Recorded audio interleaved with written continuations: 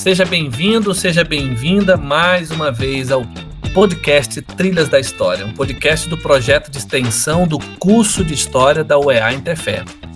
Você pode acessar os episódios no YouTube, no Spotify, no Deezer, no Amazon, na palma da sua mão. É só digitar Trilhas da História e se inscrever e seguir nosso podcast. Eu sou o professor Daniel Lima, pertenço ao colegiado de História aqui do SESC UEA. Juntamente com o professor Luciano Teles e uma equipe show de bola, a gente tem desenvolvido esse programa. Começamos no semestre passado, a primeira temporada, e agora iniciamos mais um semestre, trazendo sempre pesquisadores da área de História e também de áreas afins para conversarem conosco aqueles temas que têm sido pesquisados nos últimos anos na universidade e que, mais urgente do que tudo, a população precisa saber. E é esse o principal objetivo desse podcast. Quero destacar aqui o tema do episódio de hoje, Na Esteira da Loucura, Saúde Mental em Manaus. Hoje vamos abordar um tema pouco explorado na história de Manaus, a relação entre saúde mental, práticas médicas e políticas públicas na virada do século XIX para o século XX. Um período marcado pela economia da borracha, pela modernização da cidade e também por discursos e práticas que buscavam administrar a loucura. Para essa conversa, a gente recebe a historiadora Lidiane Mendes, pesquisadora da área da saúde, com especial atenção às questões de gênero, à eugenia e às instituições psiquiátricas no Brasil. Olha, eu gostaria de, antes de ouvir a nossa convidada, eu gostaria de apresentá-la para vocês. A professora mestra Lidiane Mendes é historiadora, mestra em História Social pelo PPGH da UFAM, tem pesquisado sobre o tema da doença mental e a loucura no contexto da Primeira República, acerca das representações da loucura no cinema. Professora Lidiane, seja muito bem-vinda ao podcast Trilhas da História. Olá, bom dia, obrigada pelo convite, professor Dr. Daniel. Saúdo a todos os gêneros que nos ouvem, em especial os discentes da UEA-TFE. É sempre um prazer falar para além dos nossos pares, pois compreendo que as nossas pesquisas muitas vezes ficam somente no âmbito acadêmico. Este projeto Trilhas da História é de suma importância para a circulação dos saberes, principalmente o que nos une em relação à Amazônia e no contexto dos inquietamentos de minha pesquisa na cidade de Manaus, e os seus anormais, como nos coloca Michel Foucault. Penso que essa conversa é pertinente ao que tange, sobretudo, as questões do louco e seus companheiros de fama. Eu agradeço imensamente pelo convite, pela oportunidade de poder voltar na minha pesquisa de dissertação de mestrado e falar um pouco mais sobre essas questões que são tão sensíveis, né? Inclusive nos dias atuais. Maravilha, professora Lidiane. Para nós é um grande prazer te receber aqui. Tenho certeza que quem está nos ouvindo vai apreciar e vai se interessar bastante, porque é uma temática que dia a dia a gente lida com ela, passamos a lidar muito mais depois aí da pandemia, e eu acho que a tua pesquisa ela pode usar e ter esse espaço no Trilhas da História para disseminar o saber que você pesquisou, aquilo que você encontrou, que muitos de nós nem paramos muitas vezes para avaliar. Então vamos iniciar a nossa primeira parte da entrevista. A primeira pergunta, para a gente começar, Lidiane, a gente sempre pergunta do nosso convidado, nossa convidada, pede para ela falar um pouco de si. Quem é a Lidiane Mendes? Conte um pouco sobre sua trajetória de vida. Sou uma curiosa, né, Daniel? Todo historiador é um curioso. Se nós não fôssemos tão curiosos, nós não estaríamos na história pesquisando em fontes documentais a respeito da microhistória que cerceia a macrohistória, né? Que vai consagrar a macrohistória. Então, antes de ser uma historiadora, eu sou de uma cidadezinha muito pequena do interior do Mato Grosso, chamada Dom Aquino, e é muito importante falar sobre essa cidade do interior, que fica a 130 quilômetros aproximadamente de Cuiabá, da capital, que é justamente nesse meu lugar de pertencimento, onde eu passo a infância, passo a minha adolescência, que a loucura ela vai me atrair. Os questionamentos sobre a loucura me atraem neste momento, quando eu vejo pelas ruas dessa cidadezinha várias pessoas que realmente estavam sob o cuidado de suas famílias, o que nós vamos ver que é totalmente paradoxal na Primeira República, esse cuidado das famílias, mas essas pessoas na década de 90, elas estavam sob o cuidado de suas famílias, mas elas também faziam a alegria da criançada, que as importunavam. Então, através de palavras desconexas, através do caminhar dessas pessoas por essas ruas da cidade de Dom Aquino, me veio a inquietude lá na frente, quando eu já estava pensando no mestrado, me veio a inquietude em pesquisar sobre a loucura. Então, antes de tudo, sou uma curiosa, me formei licenciada em História aqui no Mato Grosso. A partir daí, eu fiz uma pós-graduação em Formação das Políticas Públicas e Sociais, e essa pós-graduação também vai ampliar os meus horizontes, porque neste momento, nessa formação, eu tenho acesso a alguns pensadores de forma mais aprofundada, como Michel Foucault, o próprio Lombroso, que vai trazer essa questão da especificação do corpo humano como uma forma dessas pessoas serem ou não violentas, dessas pessoas serem ou não de um grupo marginalizado. A partir dessa pós-graduação, a vida tem essas voltas e reviravoltas que nos pegam de surpresa, e eu fui parar na cidade de Manaus, que me acolheu carinhosamente. É uma cidade que eu digo que é a minha segunda cidade natal, porque eu fiz excelentes amizades em Manaus, fiquei lá 4 anos, eu acredito que eu construí uma trajetória interessante, e em Manaus, quando eu me vejo às voltas de voltar para a academia, me veio pesquisar sobre a loucura na cidade de Manaus. Então, a minha trajetória acadêmica, ela é uma trajetória que ela vai se afunilando e me levando para o caminho da história da saúde e da doença, e especificamente pesquisar esses associais, esses anormais, como Michel Foucault nos coloca. Nessas reviravoltas que a vida nos dá, eu fui morar em Manaus, fiquei 4 anos na cidade de Manaus, uma cidade que me acolheu muito carinhosamente. Eu acredito que eu fiz um percurso interessante na cidade de Manaus, até porque uma vez em Manaus, e quando eu retomo a minha vida acadêmica, e aí quando eu tento o mestrado da Universidade Federal de Manaus, eu apresento um projeto na esteira da loucura, as práticas e representações na colônia de Leonados Eduardo Ribeiro. Então, a minha trajetória acadêmica, ela é uma trajetória que ela vai se imbricando por alguns caminhos, e esses caminhos me levam para a loucura. E eu costumo dizer, o Michel Foucault traz o conceito de anormais, ou seja, todos aqueles que fogem da normatividade. Eu acrescentei, até uma pretensão minha, mas eu acrescento, e trazendo para um contexto brasileiro, que são os loucos e os seus companheiros de fama. Até porque, nesse período, a pesquisa ela vai estar inserida na Primeira República Brasileira e na Primeira República em Manaus, como que tudo isso acontece. Então, a minha trajetória, ela saio do interior de Mato Grosso, vou para Manaus, de Manaus eu retorno para o Mato Grosso, Então, aqui no Mato Grosso, eu também desenvolvo uma pesquisa que é voltada para pensar essa saúde mental. Então, a minha trajetória de vida, ela está muito entrelaçada à minha trajetória acadêmica. E eu acredito que depois de uma certa idade, isso fica muito entrelaçado na vida das pessoas, Sua trajetória de vida, o seu pessoal, ele está muito entrelaçado à sua vida profissional também. Excelente. Olha, a gente sempre faz essa pergunta porque a gente entende que é isso aí que você acabou de ouvir. Por trás daquele pesquisador, daquela pesquisadora, existe um homem e uma mulher de carne e osso. Então, muito obrigado, Lidiane, por você resumir, uma história de tantos anos. E então, vamos entrar no nosso tema. Explica para os nossos ouvintes como surgiu o interesse em estudar a história da loucura e, mais precisamente, agora, já falando de maneira mais detalhada, a sua pesquisa na cidade de Manaus. Que esteira da loucura é essa, Lidiane?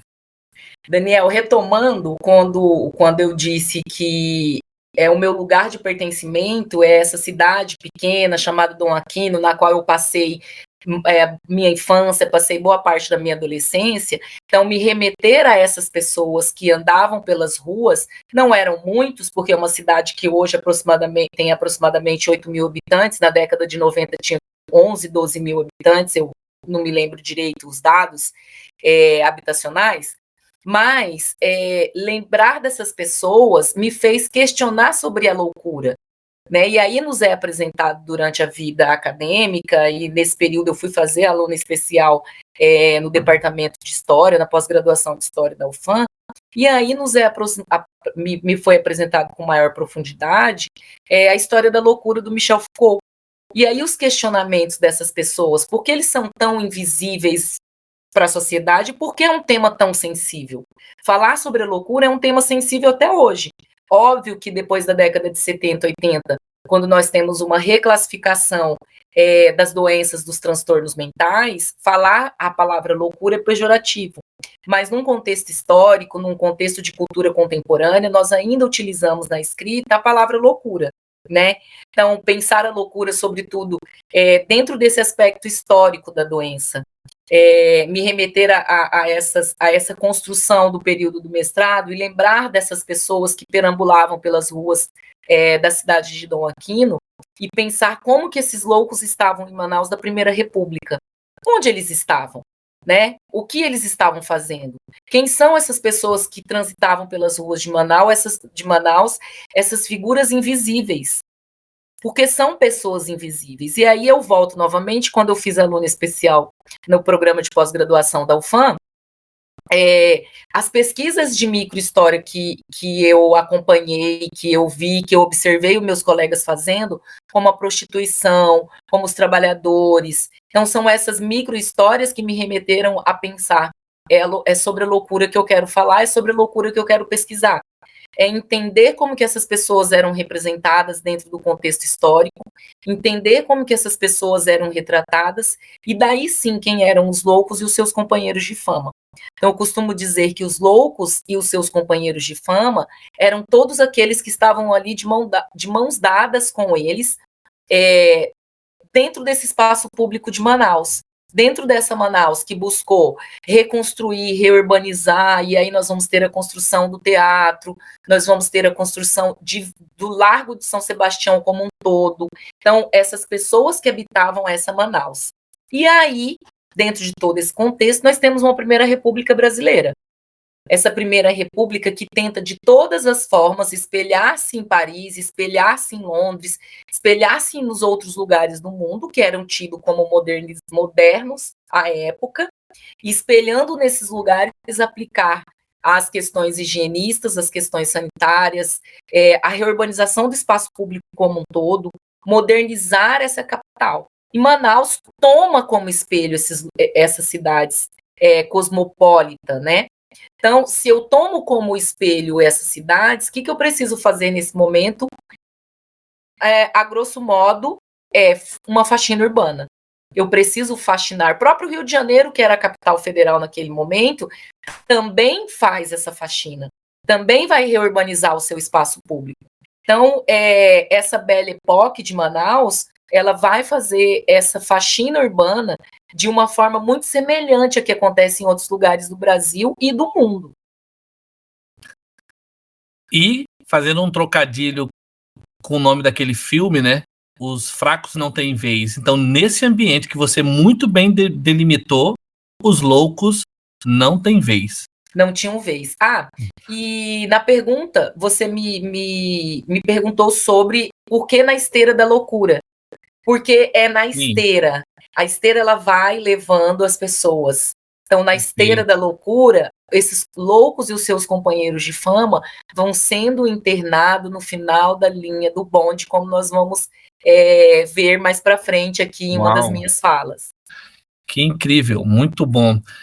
Olha, gente, essa explicação já abre, descortina, então, a nossa temática, muito bem, essa exposição feita pela professora Lidiane, aprofundando, então, para os nossos ouvintes, gostaria que você explicasse, já montou ali o contexto, né? Recentemente, inclusive, eu fui professor da disciplina de História do Brasil 3, nós trabalhamos ali aqueles textos do Marcos Napolitano, né, o Brasil República e tudo mais, e vimos como havia essa ênfase, né, absolutamente exagerada dos governantes, né, da Primeira República, ali naquele contexto do Rio de Janeiro, em limpar realmente, por assim dizer, a cidade desses males, né, dessa vista tenebrosa. Mas como é que explica para nós, assim, para quem realmente não lembra na escola, Lidiane, ou quem passou batido, o que foi essa eugenia sanitarista nesse período e as chamadas internações a cabo, que também você investiga? Daniel, nós precisamos sempre lembrar que o contexto histórico brasileiro da Primeira República e as pessoas que tinham acesso a uma formação acadêmica era fechada a um grupo social muito seleto, né? Então, nós vamos ter uma população que a grande maioria ou era analfabeto funcional ou realmente não sabia ler e nem escrever. Então, essa população seleta que tem acesso à educação, que eram formados, em sua grande maioria, por políticos, por médicos, advogados, engenheiros, esse grupo seleto, eles vão pensar esse novo Brasil como construção de identidade cultural. Então, quem é esse Brasil? Esse Brasil é um Brasil miscigenado. Só que havia a negação desse Brasil miscigenado. Então, nós vamos ter pensadores como médicos sanitaristas, médico legista, como o próprio Nina Rodrigues, que ele vai questionar sobre essa miscigenação do povo brasileiro e como que essa miscigenação do povo brasileiro ela vai acarretar nos comportamentos tidos anormais. A anormalidade dos comportamentos. E aí, essa anormalidade dos comportamentos, ela entra também dentro da eugenia. E ela entra dentro da eugenia, e aí um outro viés, né, que não é o viés da minha pesquisa, mas é um viés eugênico, o próprio branqueamento da população brasileira. Que aí nós vamos ter uma grande quantidade de pessoas sendo incentivados a virem para o Brasil, principalmente homens ali da região da Itália e dos países fronteiriços, né, que viessem para o Brasil para que eles tivessem filho com brasileiras, e a partir do momento desses filhos com brasileiras, 30, 40 anos, a população brasileira tivesse o branqueamento dessa população. E aí, durante esse período, essa questão da eugenia, ela também estava imbricado, intrínseco, na questão da loucura. Então, se nós pegarmos Manaus nós vamos ter efetivamente a construção do asilo Eduardo Ribeiro, que vai passar por várias denominações depois, para frente da linha no final da linha do bonde, no final da linha do bonde, que essa faxina urbana, junto com a eugenia, era internar essas pessoas bem longe da visão elitista. Se nós olharmos para outros contextos, como Minas Gerais, a cidade de Barbacena teve, nessa Primeira República, aproximadamente 10 ou 11 hospícios de internação de pessoas que fugiam à normalidade. Só que essas pessoas, em grande maioria, tanto em Manaus quanto em outros lugares do Brasil, não tinham laudos diagnosticados de transtornos mentais. Por isso elas eram internadas a cabo. Então, a eugenia no Brasil é um pensamento marcado por uma urbanização acelerada, na qual eu preciso higienizar não apenas as doenças, mas eu preciso higienizar esses corpos. Esses corpos, eles estão carregados de doenças, como a varíola, a febre amarela, a tuberculose, e tantas outras doenças que são transmissíveis neste momento, mas a loucura também estava inserida aí. E a loucura estava inserida nesse espaço da Primeira República como faxina urbana. Vocês não são mais bem-vindos, eu não quero mais ninguém andando nas ruas. Então, as famílias que tinham as pessoas que eram acometidas por algum tipo de loucura, e aí engloba-se mulheres que eram histéricas, pessoas que eram muito caladas, né? Então, essas pessoas que eram extremamente caladas também era colocado nesse cesto da loucura, nessa esteira da loucura. Então, todas as pessoas que eram consideradas naquela época fora da normatividade, e aí a gente vai para além. Nós temos também os maridos que tinham suas amantes, que queriam internar, que internavam as suas esposas porque o divórcio não era permitido. Nós teremos as meninas, e aí nós temos no Hospício do Juqueri um livro belíssimo, que chama O Espelho do Juqueri, que fala sobre as meninas que eram internadas em alas de pensionistas e eram internadas com acompanhantes, então elas tinham uma pessoa, uma pessoa para cuidar delas ali, né, uma que era paga pela família, então elas faziam cartas de pedido de socorro em francês. Então Manaus vai se espelhar, a cidade de Manaus, os governantes na época, eles se espelham nessa faxina urbana que está acontecendo, e eles começam a internar a cabo, como a gente diz, né, levar essas pessoas para a instituição, e essa instituição fundada em 1894, no final da linha do bonde, porque eu não quero mais vocês aqui, vocês não pertencem a esse lugar, né? Então a eugenia, ela está muito caminhando junto com as questões sanitárias, com as questões da própria profilaxia urbana, com as questões das doenças que incomodavam a elite neste momento da Primeira República Brasileira. Então nós vamos ter uma cidade de Manaus que está se reorganizando, se reurbanizando, é um período que nós já temos bonde, é um período que o Largo de São Sebastião está construído, e todas as construções suntuosas em torno do Largo de São Sebastião, e a construção efetiva da colônia de Lenados Eduardo Ribeiro, para internação, para também retirar essas pessoas da Santa Casa de Misericórdia. Essas internações também eram realizadas na Santa Casa de Misericórdia. E aí quem eram os loucos e seus companheiros de fama? Eram as prostitutas, eram as pessoas em situação de rua e mendicância, eram os ociosos, os vagabundos, os órfãos, as pessoas que eram os vícios, né, os alcoólatras, toda essa classe marginalizada e fragilizada que caminhava por essa Manaus, eles são público-alvo dessas internações. E aí nós entramos também nessa questão que muitos imigrantes em situação precária foram internadas no Eduardo Ribeiro. Uma questão que é interessante, que nós encontramos essas pessoas nos jornais. Muitas fontes documentais, tanto do Hospício quanto da Santa Casa de Misericórdia, dizem que pegou fogo, né? Ou foi colocado fogo propositalmente, porque não sabiam da validade histórica dessa documentação, mas muita coisa se perdeu. Mas, em contrapartida, encontramos essas internações a cabo nos jornais, nos relatórios. Então, essas pessoas que eram internadas, elas não tinham previsão de alta, né? Essas pessoas ficavam internadas na Primeira República muito tempo, né? Para dar um suspiro, um ar de limpeza nessa cidade que está se reconstruindo. Gente, que explicação, hein? Olha só, a Lidiane puxou até a memória do Holocausto brasileiro chamado, né, Lidiane, lá em Barbacena, né? Sim, né, o essa livro referência da Daniela que você fez, né? Isso, esse livro é o livro da Daniela Arbex, que chama Holocausto Brasileiro. Quem tem interesse em pesquisar sobre a loucura, eu aconselho a visitar o Museu da Loucura, que é paradoxal também, porque se faz um museu em homenagem às vítimas que ficaram internadas no Hospício de Barbacena, mas em contrapartida levanta também essas questões da saúde mental durante a Primeira República Brasileira. Então, o Hospício de Barbacena, ele é um hospício que ele vai ser chamado a atenção do público, da sociedade de maneira geral, quando o médico psiquiatra italiano Franco Bassaglia esteve em visita lá. E também em 1979 foi gravado Em Nome da Razão, que é um documentário de 23 minutos, que as cenas que eles conseguiram gravar dentro do hospício são extremamente desumanas.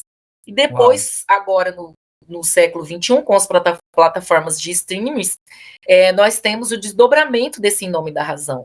Então, olhar a loucura em diversos lugares do Brasil, pensar como que esses agentes públicos estavam utilizando da sua gestão para fazer essa faxina urbana em vários lugares. Tanto que em Minas Gerais chama-se trem de doido, ou trem de doidos, né? Você já viu essa expressão? É um trem de doidos. Então, esse trem de doidos era o trem que chegava em Barbacena carregado de pessoas para serem internadas nos hospícios de lá. Nossa, que interessante. Olha, realmente, você viu aí que nós iniciamos bem e fechamos bem, Lidiane, esse primeiro bloco. Nós temos algumas perguntas agora, inclusive ela faz referência já a uma relação do que está acontecendo atualmente. Vai ser interessante te ouvir falar um pouco sobre isso, como isso se interconecta com a nossa sociedade atual. E você já deve estar ouvindo aí, ó, a musiquinha subindo. Olha só que música mais simbólica você vai ouvir agora no intervalo do nosso episódio. Porto de Lenhas, de Raízes Caboclas, sendo interpretada por Raízes Caboclas. Daqui a pouquinho a gente está de volta. Acompanha aí, curta essa música aí e não sai daí. Daqui a pouquinho a gente volta. Porto de lenha, tu nunca serás livre. Com a cara sardenta e olhos azuis. De lenha, tu nunca serás livre. Com uma cara sardenta e olhos azuis. Um quarto de flauta do alto Rio Negro pra cada sambista, paraquedista que sonha o sucesso, sucesso sulista. Em cada navio, em cada cruzeiro, das quadrilhas de turistas. Porto de lenha, tu nunca serás livre. Com a cara sardenta e olhos azuis. Porto de lenha, tu nunca serás livre. Com uma cara sardenta e olhos azuis.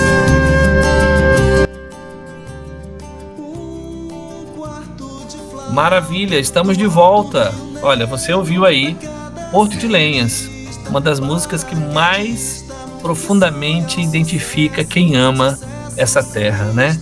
E ela tem assim seu aspecto simbólico, assim, da história mesmo, da identidade amazônica.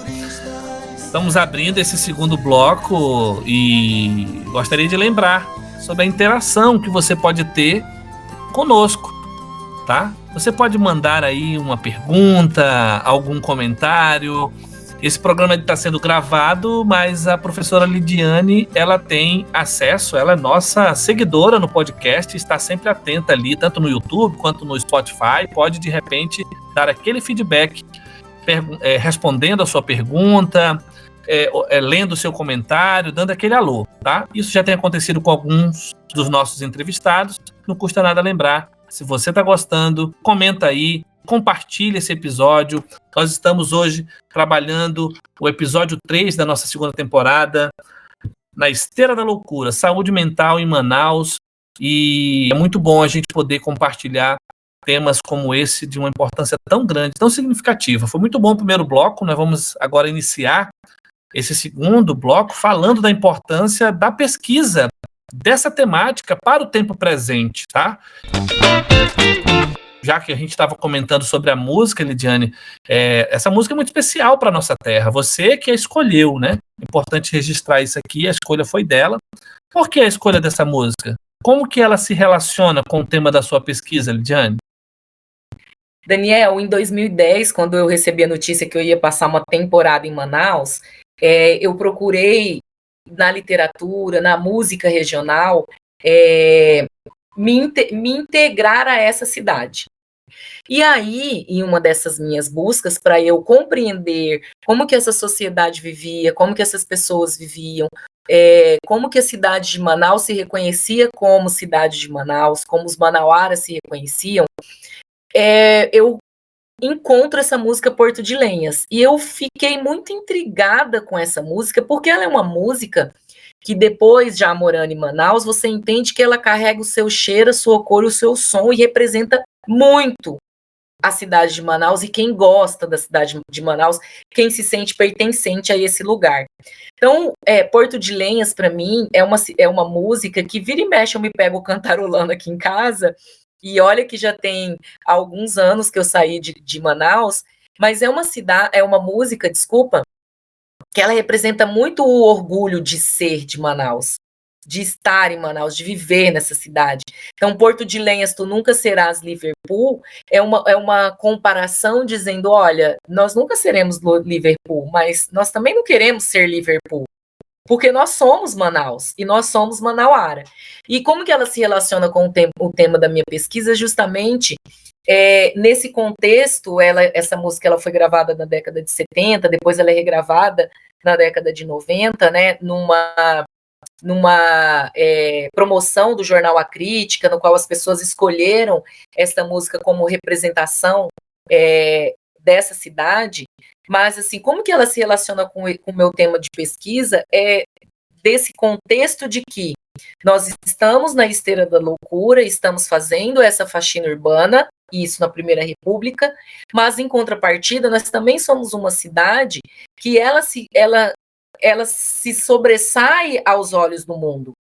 Porque Manaus, da Belle Époque, teremos dentro desse cenário, desse contexto urbano, essa classe fragilizada, na qual nós já falamos e na qual nos foi apresentada, mas ela também tem uma classe elitizada muito efervescente, uma classe que faz intercâmbio cultural com outros lugares, e isso reverbera na cidade de Manaus da Belle Époque. Então, a Belle Époque, ela é um período da história da cidade de Manaus e do Amazonas como um todo, e da Amazônia também, mas ela tem as suas contradições muito claras aos olhos do observador, né? Então, essa música Porto de Lenhas, para mim, ela é uma referência que ela me remete à cidade de Manaus e a esse pertencimento à cidade de Manaus. Essa música ela fala muito às nossas mentes e corações. Também lembro muito dos meus seringueiros, aquele contingente humano, né, que se misturou aqui com as identidades amazônicas e sempre aprendeu a olhar aquele de fora como alguém superior, né, e não valorizar a sua própria identidade. Mas esse movimento, nos últimos 40, 50 anos, ele tem sido reafirmado, e é por meio de pesquisas como essa que a gente valoriza, e pessoas que já não estão entre nós, mas que a consciência histórica daqueles que estão vivos hoje precisa ser despertada. E o próprio porto como chegadas e partidas, né? Como a entrada de imigrantes, como a chegada dos próprios seringueiros que você pesquisou, como todas essas entradas, inclusive dos degredados, inclusive dos loucos e seus companheiros de fama, esse porto que acolhe, que recebe, mas também que exclui. É o mesmo porto das chegadas e partidas, dos encontros e despedidas, da comunicação com outros lugares do mundo e do Brasil. Também é esse porto que traz esse contingente humano fragilizado para dentro da cidade de Manaus, né? É isso. E falando agora, voltando então assim, efetivamente à prática da historiadora Lidiane. Fala um pouco para nós, para os nossos ouvintes, dentre os quais são estudantes de história, como é possível trabalhar o tema da loucura na história? Fala isso a partir das fontes que você usou. Quais são as suas fontes, Lidiane? Daniel, as minhas principais fontes são os relatórios, né? A princípio, os relatórios dos presidentes de província e depois os relatórios dos governadores. Esses relatórios eles são extremamente fundamentais para nós entendermos como que o poder público enxergava essa sociedade, o que esse poder público tinha feito ao longo de um ano, quais eram as campanhas que esse poder público de moral, de saúde coletiva, quais eram as campanhas que estavam sendo aplicadas dentro desse espaço público, desse espaço urbano. Esses documentos são escritos a partir de um ponto de vista, que é o ponto de vista do Estado e da elite dirigente, né? Então carregam uma linguagem estritamente oficial, uma linguagem política, e que silencia a outra parte. A outra parte ela é silenciada, né? As pessoas que são efetivamente internadas são silenciadas. Então, numa outra esfera, também como fonte primária de pesquisa, eu trago os jornais. Então, nos jornais nós conseguimos ver como que a população enxergavam essas pessoas, esses loucos e os seus companheiros de fama. Então, como que esses loucos apareciam nos jornais? Eles apareciam muitas vezes como indigentes. Foi internado no hospício, no asilo Eduardo Ribeiro, indigente tal. Recebeu alta da Santa Casa de Misericórdia, um indigente tal que foi encaminhado para o asilo Eduardo Ribeiro. Então, olha, desculpa te interromper, mas eu queria aproveitar essa fala, porque o jornal nos é comum, né? Como pesquisadores, nós usamos muito o jornal e é aquele momento em que a gente pode intercruzar as fontes, né, as quais você já definiu como fontes oficiais do Estado, mas lá nos jornais, você conseguiu, assim, algumas histórias, uma pelo menos em especial que você, curiosa história, triste história que você possa contar para os nossos ouvintes em relação à pessoa em si, a identidade dessa pessoa, o nome dela, ou sendo homem ou mulher, efetivamente alguma coisa muito assim instigante que você poderia relembrar para nós? Não estava no roteiro, né, Lidiane? Mas eu estou aqui improvisando. Nos jornais da Primeira República em si, você não encontra histórias, até onde eu pesquisei. Você sabe que Manaus tem uma farta produção de periódicos, de jornais que estão disponíveis na hemeroteca digital, né? E muitos também no IGA. Nos jornais em si, eu não consegui nenhuma história de que a gente falasse assim, meu Deus do céu. Porém, nos prontuários médicos que ainda existiam quando eu fiz a minha pesquisa em 2014, 15, aí na cidade de Manaus, eu encontrei, e aí já na década de 40, já foge do meu recorte cronológico, que é a Primeira República, né? Mas eu encontrei uma história muito instigante, que estava relatado no prontuário médico. Uma mulher, e lá no prontuário tá o nome dela, né? E aí falando, a senhora fulana de tal chegou ao asilo com um chofer. Então ela chegou de carro na década de 40, já era alguém de uma elite. E no relato dela no prontuário médico ela coloca: o meu marido não me ouve, a minha família não me ouve, eu vim me internar. Então ela vai lá e se interna. Uau. Para chamar a atenção do marido. Olha e lá ela coloca: o meu marido é maçônico e só pensa na maçonaria. Ela usa esse termo. Então, assim, o que nós percebemos? Que é uma mulher que ela queria a atenção do marido em algum momento, e por não conseguir a atenção desse marido, ela se auto-interna no asilo Eduardo Ribeiro. Não é algo comum.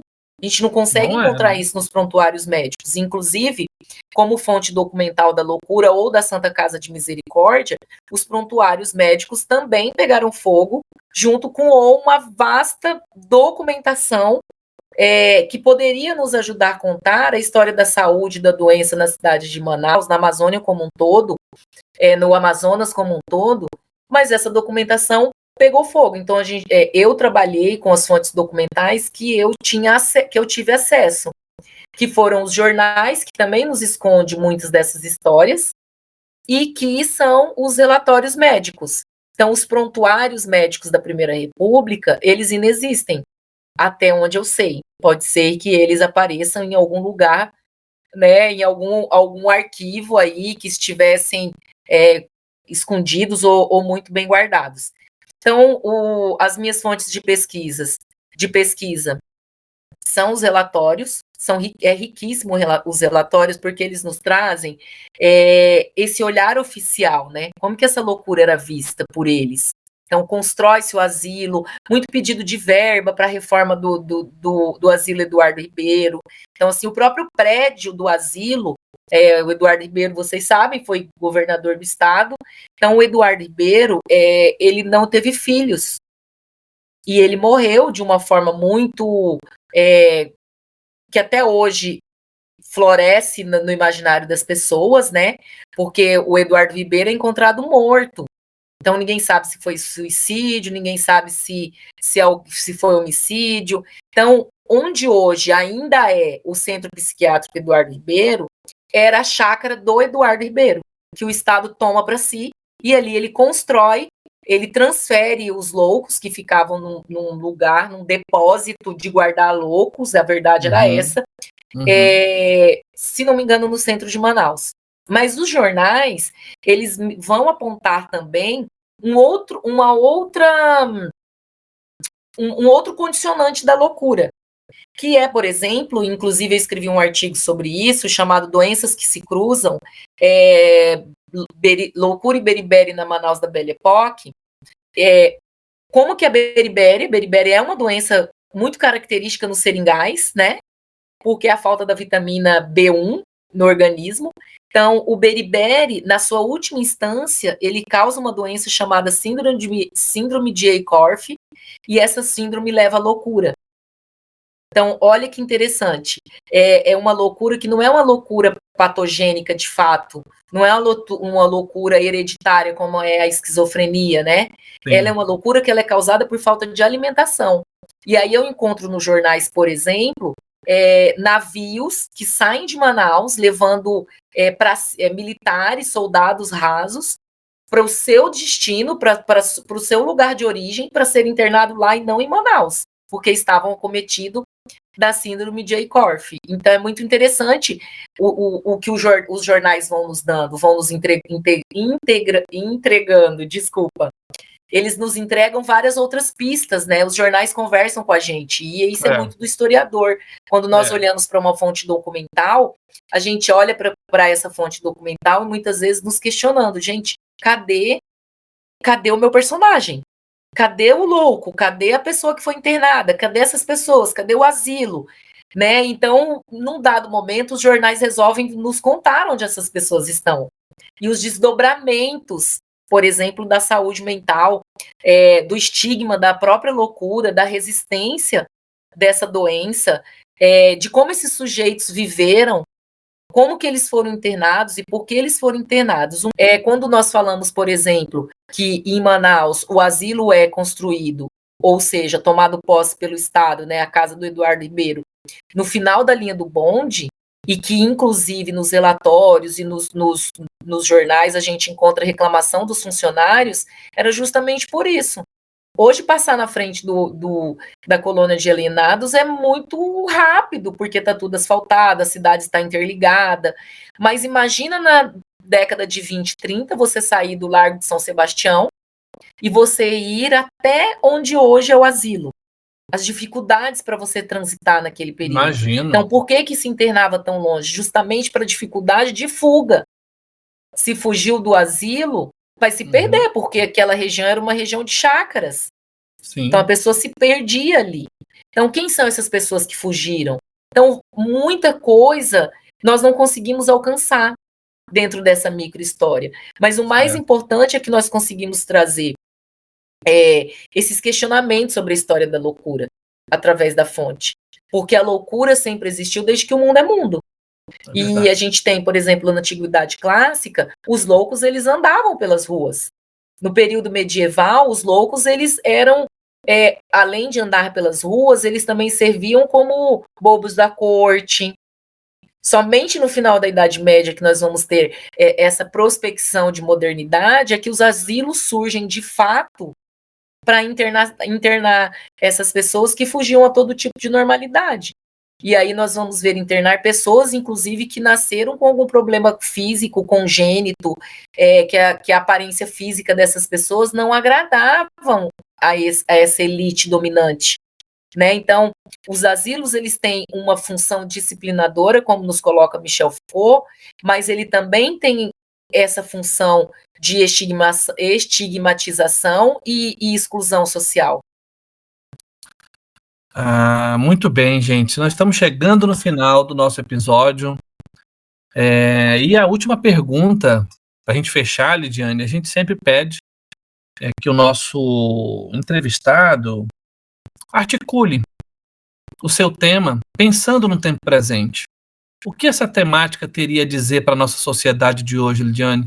Ainda mais pensando nas crises psíquicas aí do pós-pandemia. Professor Daniel, atualmente eu pesquiso a representação da loucura no cinema brasileiro, documentário produzido por Marcos Prado e lançado em 2006, chamado Estamira. A Estamira é uma personagem real. Mesmo nós sabendo que as pessoas que são acometidas de esquizofrenia, que é uma doença de genética, é uma doença de cunho genético, né? Mesmo hoje nós tendo essa informação médica, a Estamira, ela nos traz, a partir do cinema da retomada, temas extremamente sensíveis. Então ele vai falar da miserabilidade humana, da violência urbana, e vai falar da pobreza, do lixo, e ele vai falar da loucura. Claro que a gente nem utiliza mais esse nome, como eu disse para vocês no início desse podcast. Loucura é tratar a pessoa acometida de transtornos mentais, e aí nós vamos ter várias classificações, como a esquizofrenia, bipolaridade, e várias outras classificações, porque cada um tem a sua característica própria, mas ele trata da loucura em Estamira. E como que a Estamira se comporta diante da vida? Como que ela se coloca com as suas psicofilosofias? Então, quando a gente traz isso para o século XXI, e como você me perguntou sobre as crises psíquicas do pós-pandemia, eu acredito que não tem ninguém normal mais depois dessa pandemia, né? Mas a importância de nós falarmos sobre esses temas que nós não falávamos. Ninguém falava abertamente sobre depressão, ninguém falava abertamente sobre esquizofrenia, sobre transtorno de bipolaridade, sobre burnout, ninguém falava, né? Eram doenças que envergonhavam quem as possui, quem são acometidos por essas doenças, e também envergonhava a própria família. Então, no pós-pandemia, depois que a gente ficou muito tempo em quarentena, foi necessário falar sobre saúde mental. E a saúde mental, ela nos é muito cara, né? Então, assim, tanto que o governo federal, através das campanhas o Setembro Amarelo, né, se não me engano, que é o setembro que, para você cuidar da sua saúde mental, ele vem mostrando como que a loucura ela vai evoluindo ao longo do tempo. Né, num dado momento, as pessoas estão enclausuradas, num outro dado momento, essas pessoas, através da luta antimanicomial e através também da revolução farmacológica, quando nós temos drogas, né, que podem trazer essa pessoa para uma vida funcional, nós deixamos de ter essas internações. E como que nós, agora no século XXI, diante de tantos conflitos internos, externos que nós vivemos, da própria forma exagerada de consumismo, tanto o consumismo virtual, quanto o nosso consumismo mesmo, e aí todos os traumas que nós buscamos curar, como que nós tratamos a nossa saúde mental no século XXI? Né? Principalmente, como você disse, depois dessa pandemia, que nos fez refletir sobre isso.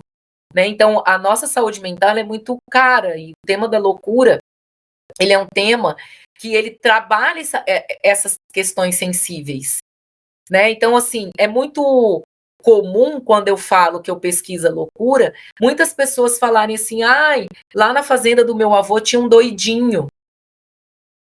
Eu tinha um tio que era doidinho. Ele morava na fazenda, porque era muito comum as pessoas que tinham um certo poder aquisitivo pegar essa pessoa cometida de doença mental e deixar lá na fazenda, ou deixar na casa de campo, ou deixar escondida num quartinho da casa, ou aqueles que não tinham condições de manter essas pessoas em casa, internavam nos asilos. Hoje em dia, não.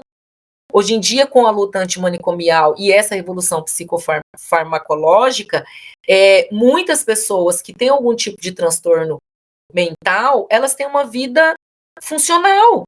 elas conseguem ter uma vida funcional. Então, assim, no pós-pandemia, ainda há muito que se discutir sobre saúde mental. Eu não estou falando de um ponto de vista médico-psiquiátrica, porque eu não tenho nem gabarito para isso, mas falando de um conceito histórico, dessa construção histórica, nós ainda temos muito que evoluir ao pensar no louco não como uma forma de exclusão, não como uma forma de escondê-lo, mas de uma forma como podemos contribuir e como podemos ajudá-lo. Muito bem.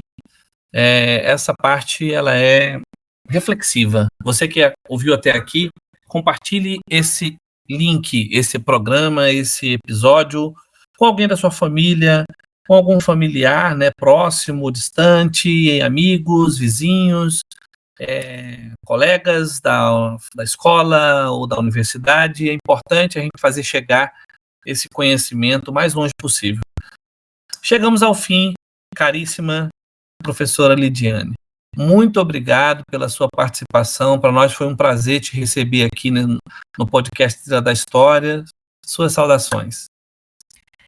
Professor Daniel, eu quem agradeço o convite, espero ter contribuído de forma a ampliar o horizonte de pesquisa dos novos historiadores, também da comunidade como um todo. Faço um convite àqueles para que leiam a minha dissertação. Ela está disponível nas plataformas literárias com o título Na Esteira da Loucura, Colônia de Helenados Eduardo Ribeiro, Manaus, 1894-1930, foi publicado pela editora Pimenta Cultural.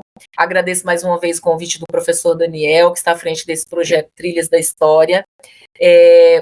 Muito pertinente trazermos para a comunidade como um todo, não só para a comunidade acadêmica, as nossas pesquisas dentro dessa microhistória e como que elas produzem uma identidade, contribuem para a produção da identidade